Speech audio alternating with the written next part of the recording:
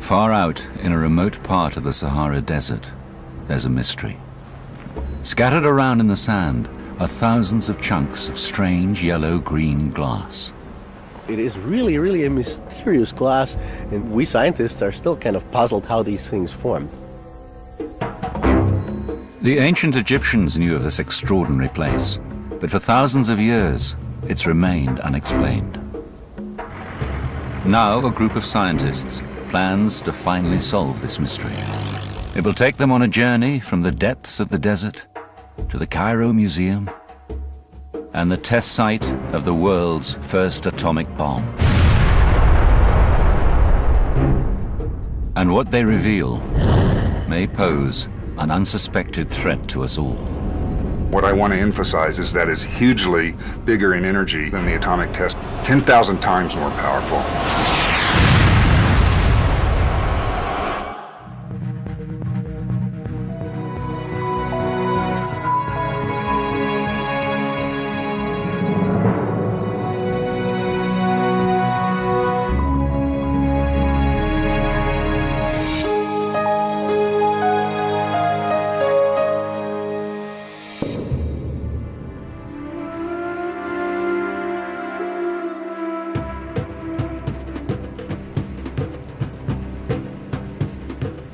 Heading for the great sand sea of the Egyptian Sahara Desert, a team of scientists is on a mission.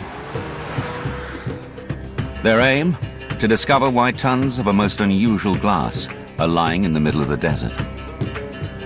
Inside the glass, especially when I look... One of the scientists, American physicist Mark Boslow, thinks he may at last have come up with the answer. It's a scientific mystery because it's unique. We don't know exactly what the process was that caused the creation of the glass. We know it's a natural phenomenon, and therefore it requires a natural explanation. It may be a very unusual event, but it's certainly not a mystery that can't be solved. Working with colleagues, Boslow has developed a dramatic new theory to explain how the mysterious glass was produced. He has a terrifying vision of what happened here. Now, for the first time, Boslow is in the desert to see the site for himself. He is hoping to find the final pieces of evidence to complete his theory. I've been reading about this place for the last 20 years. There's only so much time you can spend sitting behind a computer looking at tables of numbers. That gives you a good quantitative idea, but it doesn't really give you intuition. To develop that intuition, I really think it's important to go out in the field and have a look. Joining him are geologist Ali Barakat and geochemist Christian Kerbel, who, like Barakat, is an old desert hand. They have spent years studying the mysterious event which must have taken place in the desert. We scientists have been interested in these desert glasses for a very long time because they are very different from any other natural glass that we know. It's just such a mysterious glass. Yes, Barakat is Egypt's desert glass expert and has traveled to the area several times. You must go to the south and go to the north. I know the area like my finger. But there... Barakat's interest dates back to 1998 and a remarkable discovery he was involved in.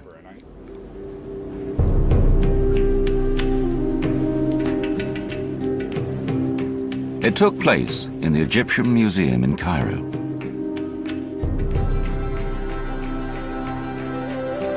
Hidden away in a dark corner of the Tutankhamun exhibition was a necklace made of different colored gems. At its center was an intriguing yellow-green carved scarab. It was said to be chalcedony, a semi-precious stone. But mineralogists were not so sure. Surrounded by armed guards and officials, Barakat and his colleague, Vincenzo de Micheli, were allowed to examine and test the jewel.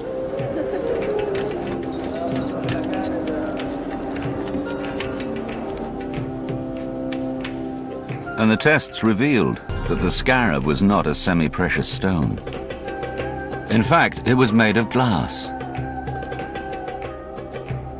But it was not a glass like any other produced by the ancient Egyptians.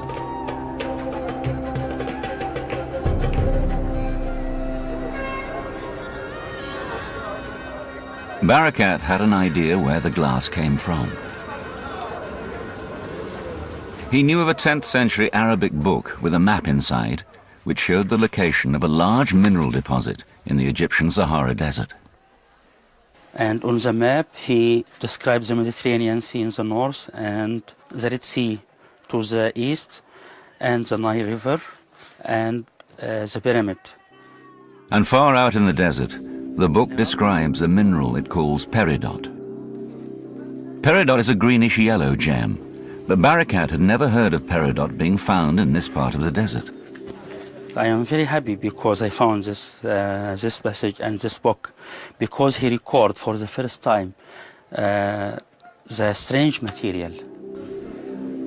Barakat guessed that the Arabs had discovered the source of the glass in Tutankhamun's necklace. What's more, he thought he had seen some pieces of the same glass.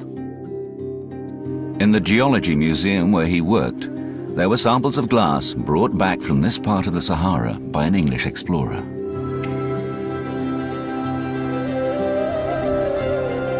In 1932, Patrick Clayton reported that far out in the desert, he had discovered chunks of glass scattered over thousands of square kilometers of desert. He had no idea how it had got there, but he brought back some samples.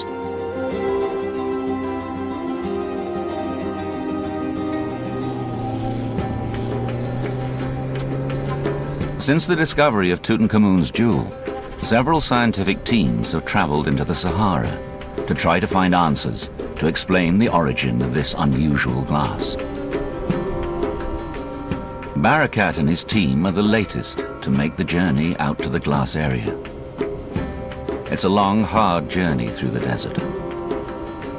It will take them at least 3 days driving and 3 freezing nights before they can even start looking for any glass.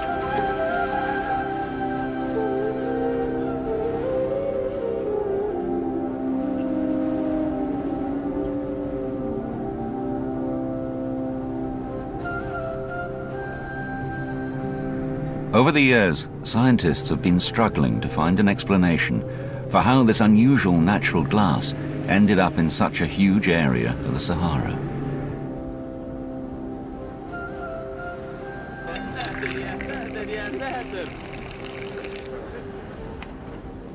Compared to some of the other glasses that we have in nature, these are really interesting because they are clear. They have a color and this pure silica composition that makes them really unique in the world. We know no other natural glasses that look like this or have a composition like this. And so we scientists are still kind of puzzled how these things formed. The puzzle for the scientists is that the desert glass is not like any other natural glass found on Earth. Most natural glass is volcanic in origin.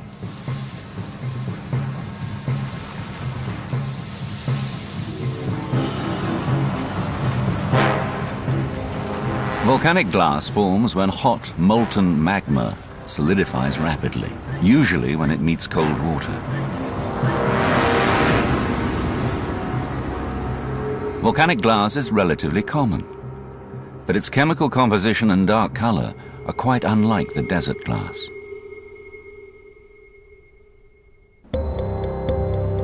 Over the years, there have been a few bizarre theories trying to explain what it's doing in the desert.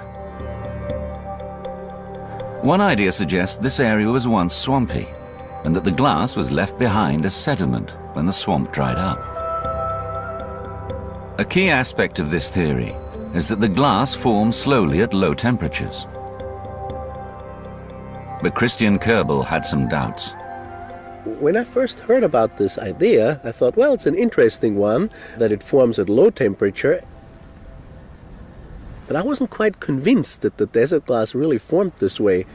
I thought, well, maybe there is a way we can find out if it formed in a high temperature or if it formed in a low temperature.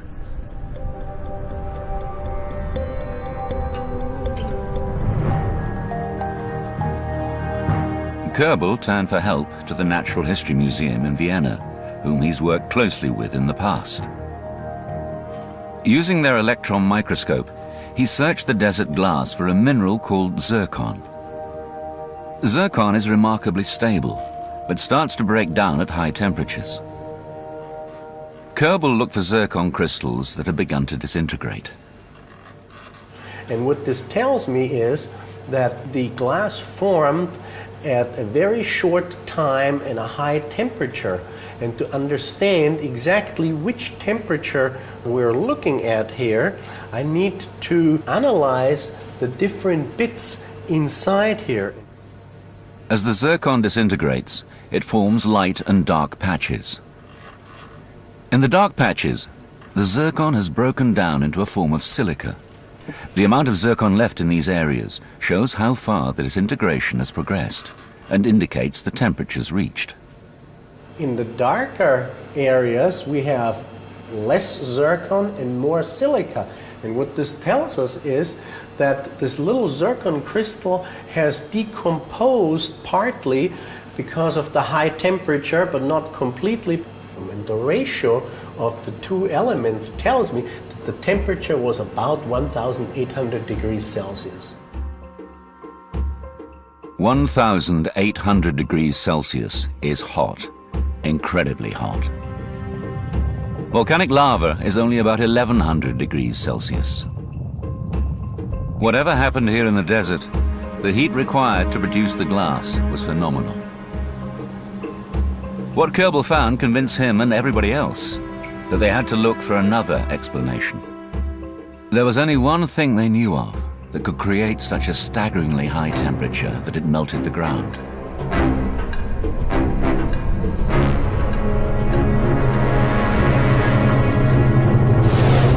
A meteorite impacting with Earth.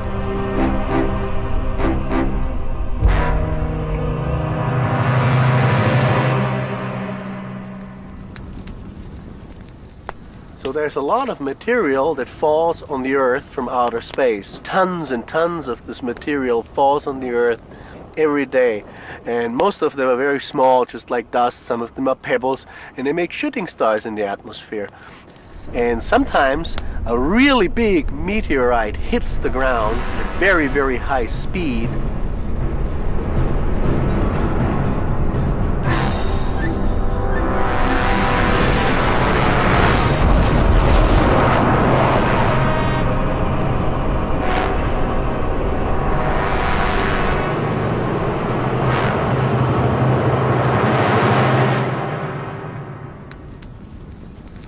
It melts the ground, it vaporizes the ground, and these high temperatures and pressures are enough to melt a huge quantity of rock.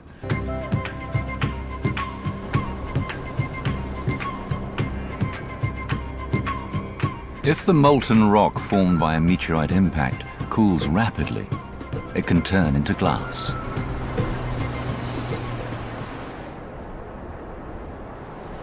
There are, for example, these glasses here. They're called tektites, and they are thrown away from impact by hundreds and even thousands of kilometers from the crater.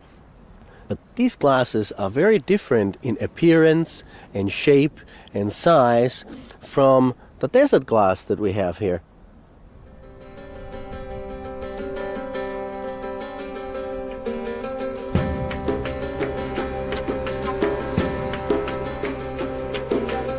Kerbel is a world expert on meteorites. And even though the desert glass is so different from ordinary meteoritic glass, he is convinced it must have been formed by a meteorite. He hopes to find evidence of a massive meteorite impact in the desert. They still have one more day of driving before they can even start looking for any glass or any signs of what occurred. They are now in the heart of the Great Sand Sea.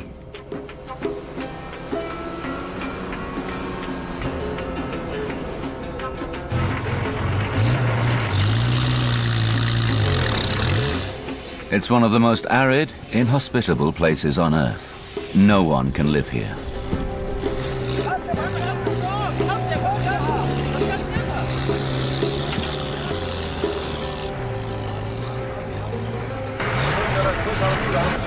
It can be 10 to 20 years between rainfalls.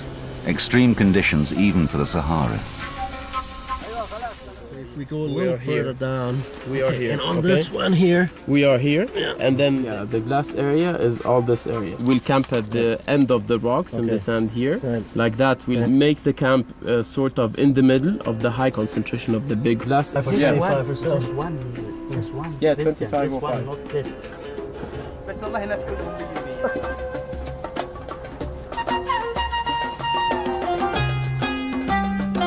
Summer temperatures can soar to well over 50 degrees Celsius. There are no roads, no tracks. The massive parallel sand dunes stretch for hundreds of kilometers north-south.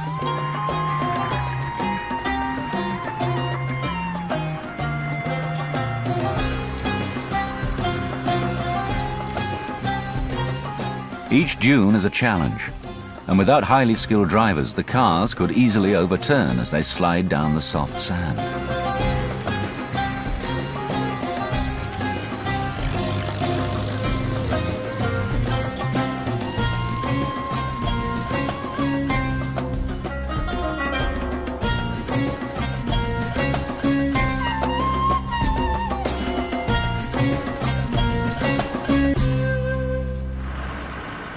At last, they are approaching the area where the glass is found. One of the mysteries about the glass is that it's scattered over an area as big as Devon. The site to me looks like Mars. I don't think there's any place on Earth that's this desolate, certainly no place I've ever been. The glass is not thick on the ground, but pieces can be found scattered between the dunes. I'd seen pictures of the glass before, but the first time I reached down and picked up a piece and held it up to the sun, it was very exciting. No one knows how much glass is in the desert. Estimates range from hundreds to thousands of tons.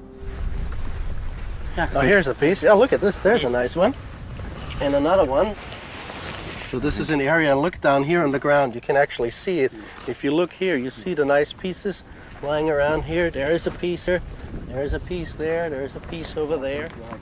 Most of the glass lying on the surface is small and rounded, sandblasted and polished by the sand and the wind. Other pieces are buried in the sand and are much larger and rougher. This one here is mostly pitted and dull because it has been sitting underground, and only the nice smooth shiny part was exposed to the sand, and underground it has been etched by water over hundreds or even thousands of years. New pieces of glass can always be found as the huge sand dunes are constantly shifting with the wind, moving at a staggering 10 meters a year.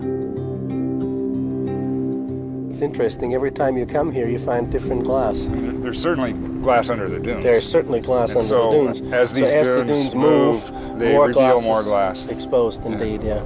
So it's a very beautiful area too. Yeah.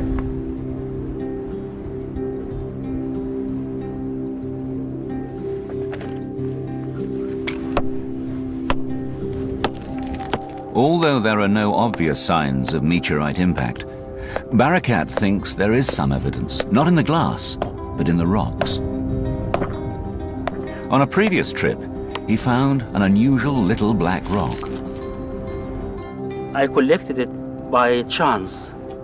I found it by chance.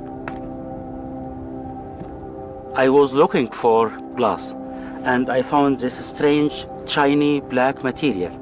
So it seems strange for me. So I carried to Cairo and did some tests.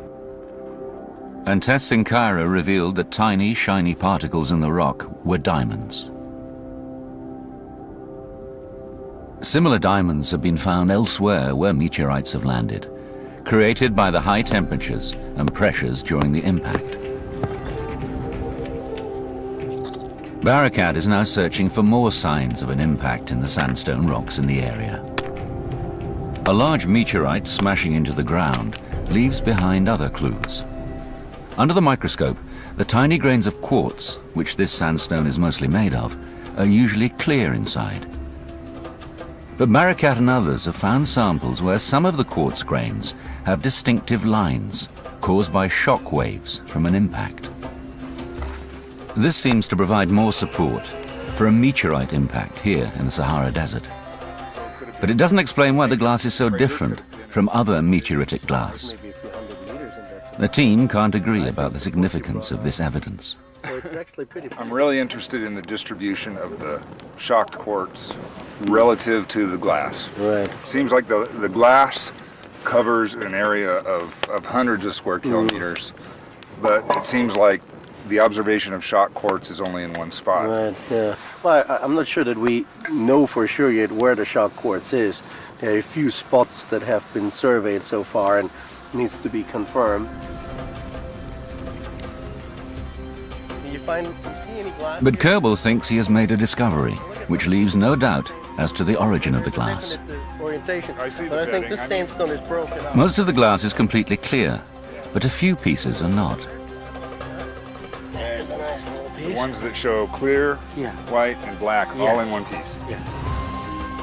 The pieces of glass with black streaks of material inside are key to Kerbal's discovery. To establish what the material trapped in the glass was made of, Kerbal examined it in his lab in Vienna. He analyzed it by bombarding the black bits of the glass with neutrons, and after weeks of measurements found small traces of the exotic element iridium. Here are the peaks that indicate the presence of the element iridium, and this is something we would not expect to find in rocks on the surface of the Earth, and this is characteristic for meteorites. So here we have very good evidence that a meteorite really hit the Earth and was incorporated with the glass when it formed. Finding iridium is good, but not conclusive evidence of a meteorite impact. After over a year of searching, Kerbal found another rare element, osmium. The results are absolutely exciting. We see that the abundance of the element osmium is about 50 to 100 times higher than what we would ever find on the surface of the Earth. And more importantly, the ratios of the isotopes of osmium are very different from surface rocks of the Earth.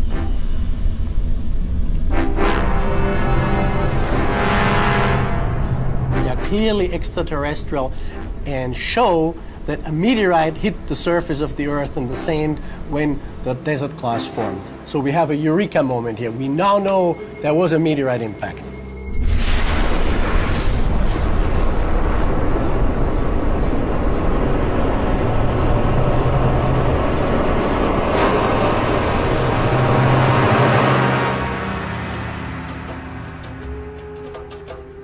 Kerbal is now totally convinced that a meteorite was involved in forming the glass.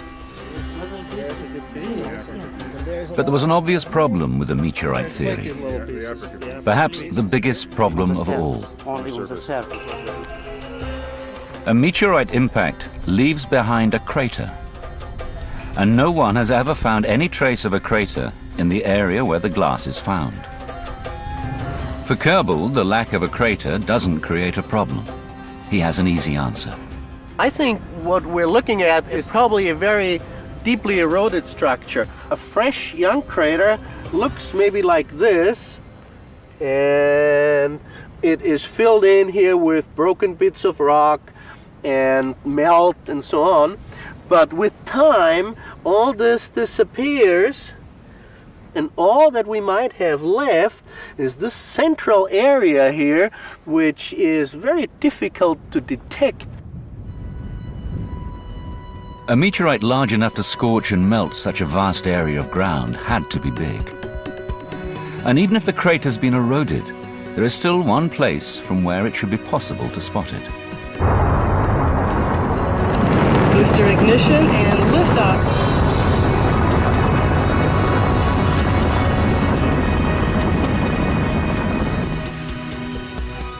Farouk Elbaz is head of the lab in Boston that interprets pictures of Earth taken by orbiting satellites. He's been looking at pictures from space since the 1960s. Back then, only about 20 impact craters had been found. With the advent of satellite images from space and the fact that we're going to be recognizing all of these circular features, we now have at least 200 that are proven or semi-proven impact craters. One reason there are not more known impact craters on Earth is that some are so big they can only be spotted from space. And the older they are, the harder they are to find. It is really important to look for a crater that has the right age for the formation of this glass, because if we say that this glass is of meteorite origin, which is most likely, then there should be a crater of that age that would have formed that glass. So these things must come together. To help Elbaz in his search, he needs to know the age when the glass was formed. And it is possible to pinpoint the age. One technique is based on the rate at which the element uranium decays. It leaves tiny scratch marks on the glass, which, when counted, gives its age. This method produced a date for the desert glass. It was formed nearly 30 million years ago. It was an important result. But could they find a 30-million-year-old crater? It's not really a problem in this part of the world to locate a 20 to 30 million year old structure, because no matter what the erosive processes were like, you still have in the subsurface the imprint of that impact. For instance, we have the structure here in Chad that has been dated to be older than 200 million years, which means that anything that is 20 or 30 million years would certainly be visible. So Elbaz and his team have been searching the area looking for suitable candidates. We have some craters in here, a tiny one in here, larger craters in south of here, but nothing in that zone that can be called an impact crater. So here is the Great Sand Sea and the dunes going down southward this way, and the silica glass region is right here, and it is a little too far from any of the impact craters that we have formed around. So we conclude from that we have not really found the smoking gun for the silica glass in the Western Desert in Egypt. Whilst studying the satellite images, Elbaz spotted a circular formation that he thinks needs closer inspection. But the formation is 100 kilometers from the main concentration of glass, and other scientists remain doubtful that this could be the source.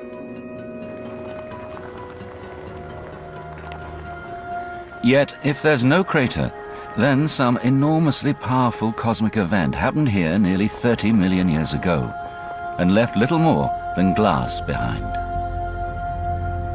It's this seemingly impossible puzzle which could be solved by the new theory Mark Boselow is developing. The theory starts with an observation made 60 years ago in the desert of New Mexico. The Trinity site is where the world's first atomic bomb was detonated. Sergeant Ben Benjamin was part of the official photographic team. He was just 22. Cameras were set up at several locations. Ben Benjamin was in a concrete bunker 6 miles from the blast site. For all of them, it was an awesome, almost surreal experience.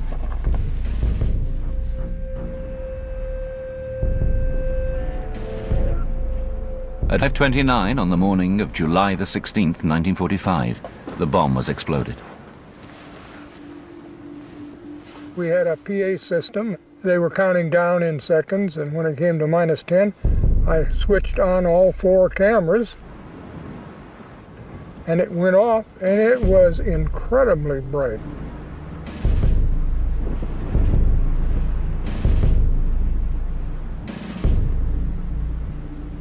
It turned out to be 20-some times the brightness of noonday sun.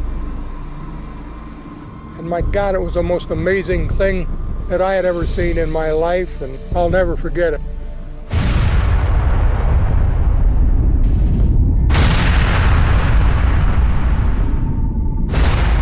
A mushroom cloud exploded into the sky with the force of 20,000 tons of TNT.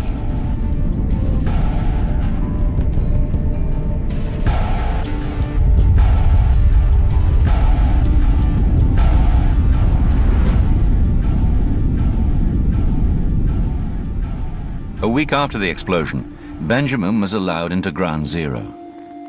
What he saw was startling. And of course the whole tower that the device was on, all that steel, tons and tons of steel, was absolutely vaporized. And a bigger surprise was what had happened to the ground. Oh, it was covered with green glass, the melted sand here. All the sand had melted on the top, the first quarter inch or so. This green glass was covering the whole entire area, and it was cracked, and but one could walk on it, and you'd crunch. You'd be walking like on a field of maybe ice. The sand was transformed into a thin layer of glass, covering an area nearly 600 meters across.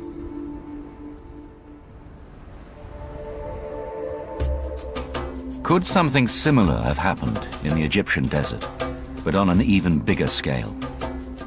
The area where the desert glass is found is huge. From here we go down another about 10 to 15 kilometers and we find still some glass, and we go up about another 30 kilometers even and we find glass. And we're very close to the center of the area where we have the glass around here. If such a large area of glass was formed as a result of an explosion, it must have had the power of many thousands of atomic blasts. A natural explosion of that magnitude was completely unheard of. No one had any idea of how such a devastating blast could have been produced. The only clue came from a place called Tunguska in the forests of Siberia. In 1927, a Russian scientific expedition visited Tunguska to investigate a massive explosion. The explosion had actually occurred in 1908, but Tunguska is so remote it was nearly 20 years before they saw the scale of the devastation.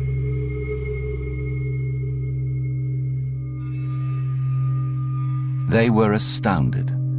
More than 80 million trees had been destroyed. The scientists were puzzled. What could have caused such an enormous explosion? Their first thought was that it was a meteorite, but they couldn't find a crater. They returned to their laboratory and carried out a series of slightly odd experiments.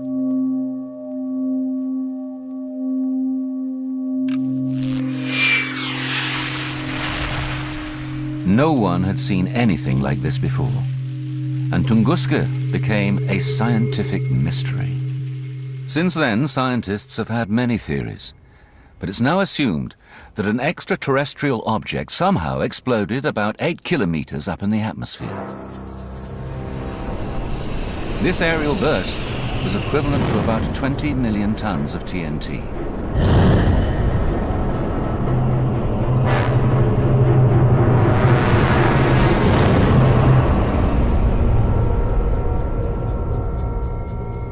Perhaps a similar aerial burst, but even bigger, happened in Egypt. What happened there was hot enough to melt the ground over thousands of square kilometers.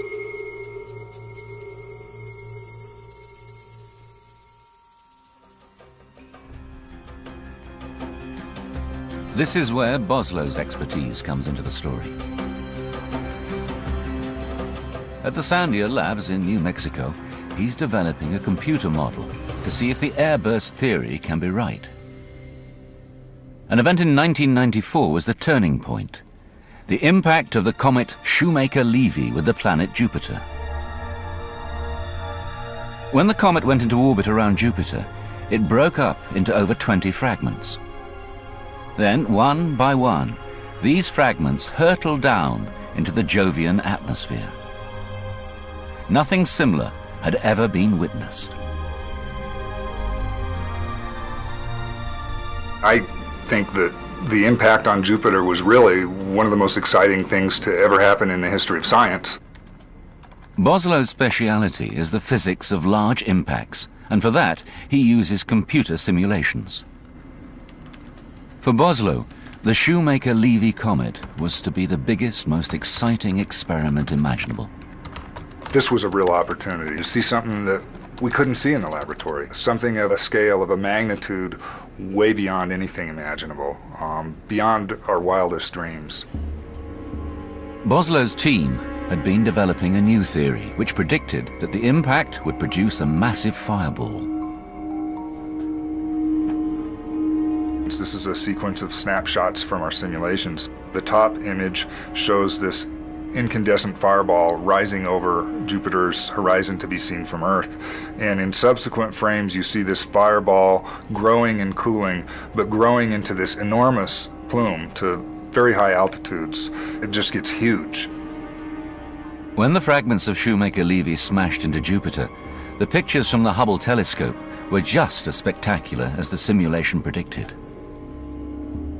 When we saw the Hubble Space Telescope images for the first time, we were so excited to see this spectacular plume rising over the horizon. Their predictions were very close.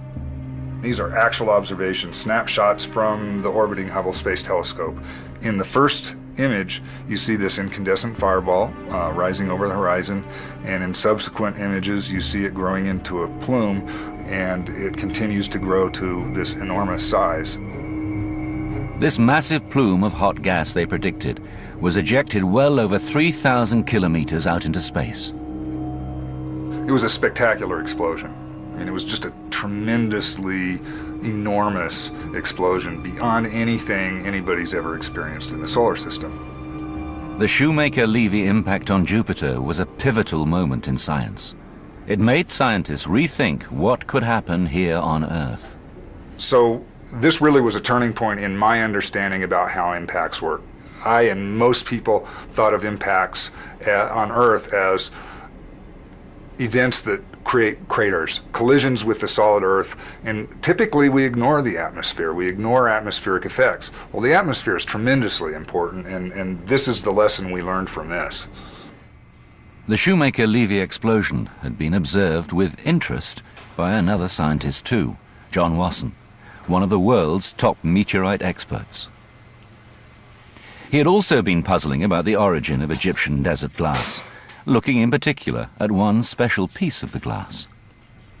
It's special because it has very distinct layers. The layers consist of dense glass, which is almost free of bubbles, and foamy glass, which is full of tiny little bubbles. Wasson believes the layers were formed by intense heat radiating from above, from an extremely hot sky. And he remembered the explosion over Tunguska. When the thought came to me that it required a hot sky, I thought immediately of the Tunguska event. That's exactly the kind of event that I need. An aerial burst, but many, many times larger than Tunguska. Perhaps 1,000 times or even more times larger. And the massive fireball produced on Jupiter by the comet Shoemaker-Levy seemed to offer a possible explanation. I thought, how nice. The Shoemaker-Levy comet seemed to me to be ideal for producing an aerial burst and producing desert glass. It set both Wasson and Boslow thinking, could a similar aerial burst happen here on Earth? To take this idea further, Boslow needed to adapt his computer model to simulate an aerial explosion, and for that, he needed more data. He wanted to see for himself how widely the glass was spread in the desert. I think it's helped a lot to see the distribution of the glass, how widespread it is in some places, how concentrated it is in others. Scientific papers say the glass is scattered over 6,500 square kilometers of desert. Well, it's not clear to me whether the current distribution was the actual distribution when the event occurred. The Sahara only started to become a desert about 7,000 years ago. And during the last 30 million years, there have been big rivers and lakes here. What I think is that the glass was originally at a much smaller area. It's hard to believe looking around. And now it's just sand and nothing but sand. There were lakes here some time ago and there was some water, and it transported the glass farther away from the area where it originated. Boslow is now confident that 30 million years ago, the distribution of the glass in Egypt was smaller than now, but it still needed a massive event to produce it. He fed the latest data into his computer model. What we modeled is 120-meter diameter object entering the atmosphere at 20 kilometers per second, and we started off the simulation way above where this frame starts.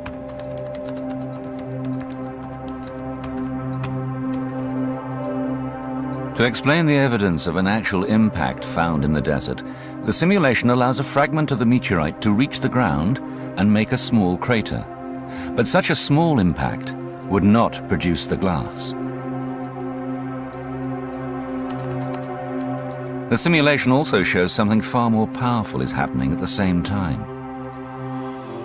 Before reaching the ground, the incoming meteorite is burning up, leaving a trail of incandescent material in its wake, a massive column of fire which turns into a fireball. The widest temperature here is the temperature of the surface of the sun.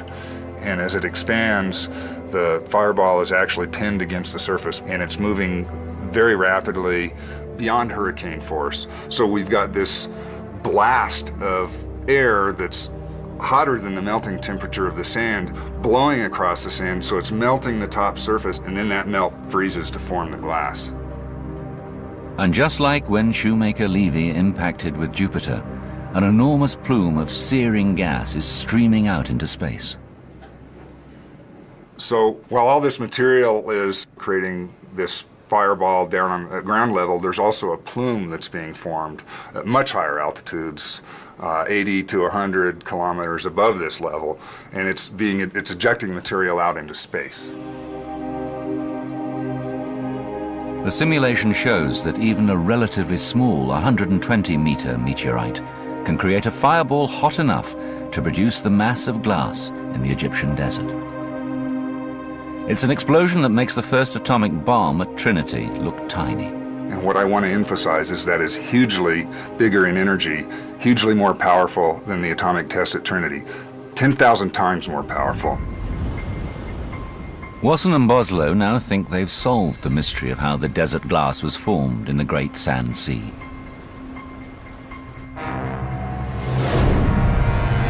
"30 million years ago, an asteroid was on a collision course with Earth, heading for Egypt. As it began to burn up, it created a hot plume in its wake. Before reaching the ground, it exploded into a blistering fireball.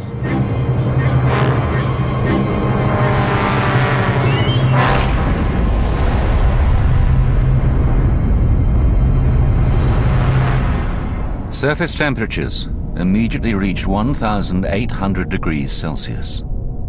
The ground, which was mostly sandstone, melted and was transformed into yellow-green glass. Above the surface, a column of superheated gas propelled itself into space.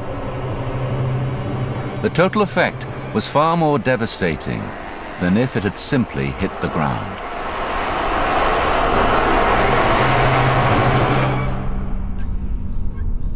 The theory predicts that an aerial explosion is much more likely if an object breaks up easily, like the fragile comet Shoemaker-Levy.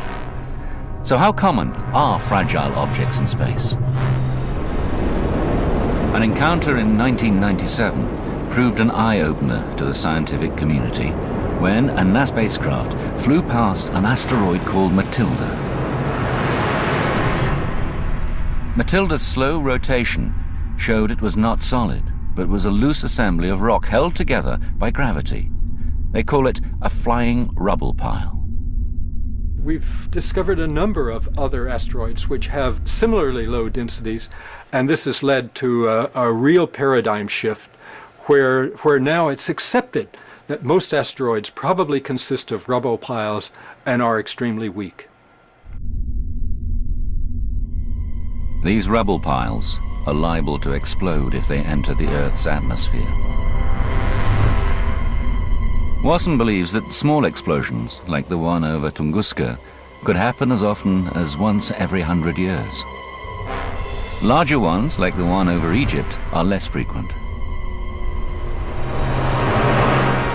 Wasson has evidence from one other place on Earth of a large aerial burst, this one on a truly cataclysmic scale. He's found pieces of glass throughout Southeast Asia. They can be recovered from a broad region of Thailand, Vietnam, southern China, and Cambodia. The curious thing about it is no crater has been found. Wasson believes that about 800,000 years ago, a flying rubble pile broke up whilst on a collision course with Earth. Each fragment created its own fireball.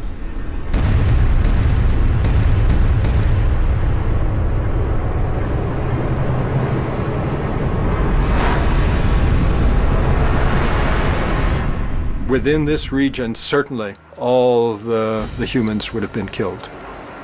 There would not be any hope for anything to survive. Can we protect ourselves from this happening again? The suggestion in recent Hollywood films that a large asteroid heading for Earth should be blown up is possibly not the best idea. In those movies, yeah, Hollywood certainly got it wrong. You can't just explode an asteroid just before it hits the Earth and suddenly the pieces disappear. Now you have a lot more smaller pieces hitting the Earth and they're all making fireballs. You could actually make it much worse by attempting to explode an asteroid just before it collided with the Earth. Blowing up the asteroid would have the unfortunate effect of greatly increasing the chance that one of the pieces might explode over a built-up area.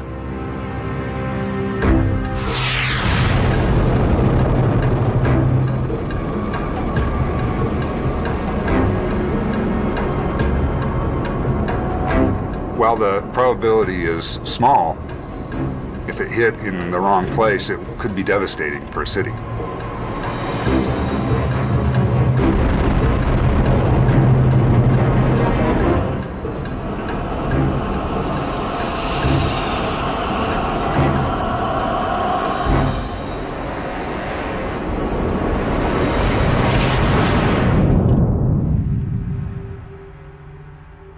In a city like London, the devastation from even a small fireball could extend over an area 8 miles across.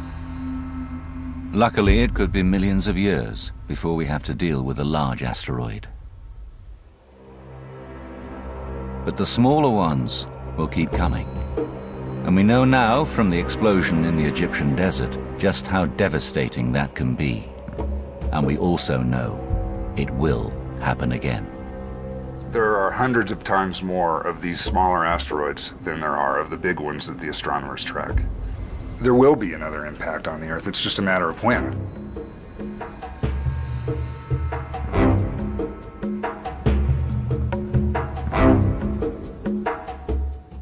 The latest from Westminster in the Daily Politics next on BBC Two, and Horizon is back tonight. Details in just a sec.